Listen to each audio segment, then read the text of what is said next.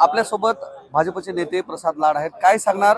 आपण टोडिओवर आलेत, हे पत्र दाखवलं, नेमकं काय प्रकरण आहे आणि कोणत्या पद्धतीचं आहे गोष्ट?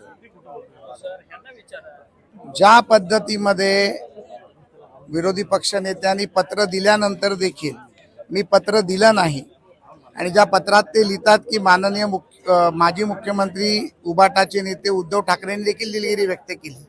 उद्धवजींची दिलगिरी झाल्यानंतर देखील त्यांचं जर समाधान होत नसेल आणि सातत्याने वारंवार उद्धवजींचा देखील त्यांना अपमान करायचा असेल, ज्या ठाकरे कुटुंबाने कधीच कोणाची माफी मागितली नाही, त्यांनी माफी दिलगिरी मागितल्यानंतर मी त्यांचं आभार मानलं. याचं गांभीर्य जर विरोधी पक्ष नेत्यांना कळत नसेल तर मला वाटतंय खेदजनक आहे. उद्धवजींनी तात्काळ त्यांचा राजीनामा घ्यावा आणि त्यांना पक्षातून बडतर्फ करा. आपण जे पत्र दाखवलं त्यावरून असं वाटतं का विरोधी पक्ष नेते खोटे बोलतात असं वाटतं का? 100% खोटं बोलतात.